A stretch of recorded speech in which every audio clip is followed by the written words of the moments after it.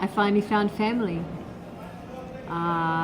This is Lee McCormick, and as soon as I touched her, I knew.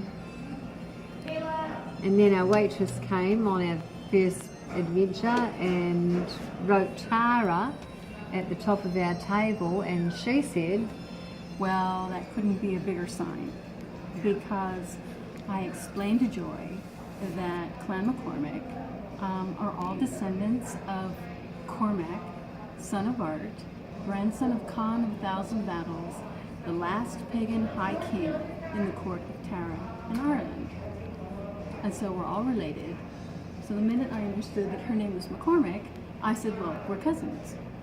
And once we met, everything else told us it was true. it's so cool. It's the answer to such a deep prayer. I'm as happy as a dog with two tails. Thank you. I'm looking forward to finding out more about, what is it, the pagan king of the what now? Well, Cormac was, as in most Christian lore, whenever a great person was pagan, the Catholic Church would then claim that on his deathbed, he renounced his pagan philosophy and became Christian. That's the Church's story. The true story is that he was the last pagan high king of Ireland. His son was in fact Christian, but he was not. And he was, in Irish culture, Cormac is the Arthur that is to England. It was said, even though we have many great Irish heroes, it was said that because he wasn't a big warrior, he did battle, but he was considered the wisest of all the high kings. He unified the country. It was a time of great plenty and great wisdom. He wrote a book about how to become a king, and people have used it for centuries on how to be a good man. And so his formal name is Cormac McArt, which means Cormac, son of Art. By the way, I don't know whether this is a symbol to you or not, one of the definitions of what Cormac means, it means son of crow's son.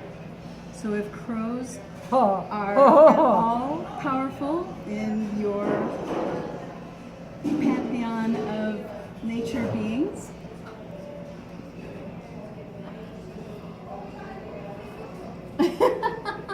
oh, I didn't mean to do that. Made her cry again. Oh my God. That's what cord is. They believe that one of the it also means wheel. By some of the derivations is wheel. But because crow has always been a huge totem in my family, when I found out that that was what his name could have meant, I was very excited about it.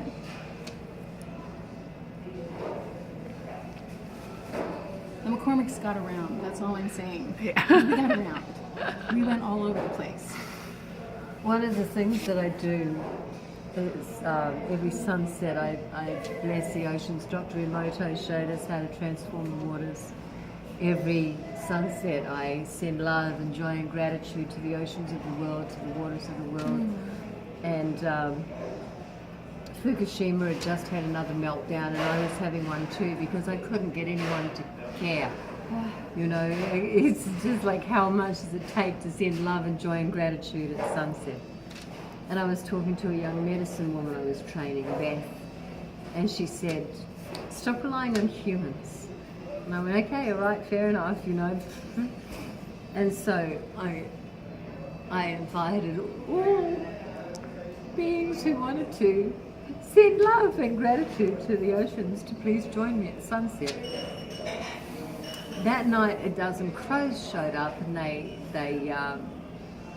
sat on the tree opposite where I sent the blessings, and they waited for me to sing, and then they flew off into the sunset.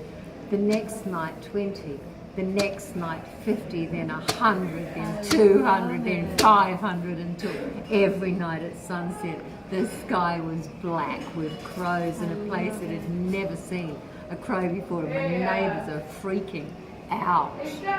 And I'm going up and down. I've been living there for 2 years going, have you ever seen crows here? And they're going, no, it's really weird, we don't like it. every single night without fail. And then one night, as Christmas came, I fell into a deep depression, and I didn't want to go outside, and I went to my room, which was in the front of the house, and I didn't do my nightly blessing. The crows wouldn't let me get away with it. They came round to the front of the house and they lined the streets, and they screamed at me, and they screamed at me, and I ignored them. They started hurling themselves against the window. They used to do the same thing to my mother. Oh my God. They used to do the same thing to my mother. My mother used to feed the birds, and when the crows would sit up on the line while all the sparrows and the starlings and everything would come out, and the crows would, and the starlings and the sparrows, they would wait patiently for mother to come out and feed them. And the crows would be out there just screaming and hollering, and then pecking on the window, saying, "Mom, mom, mom, mom, mom, feed me. It's time for food. Feed For me, me, mom, it mom, mom." it was not about food. It was about every time I needed help, they would show up. But they are one of our totems. I know. I fell and I hurt my leg and I couldn't get up, and I was laying on the ground, and the crows came and they spiraled above me and took the pain away to the point where I could get up and walk home. I mean, I have videos of the sky filled with, How wonderful. I know. Synchronicity. That's synchronicity. It is the year of joyful synchronicity. This is what Everything I declare. is connected to everything else. Yeah, thank you for, wow. This has been joyous. This I has know. been wonderful. I'm so happy to meet you. I'm s- Oh,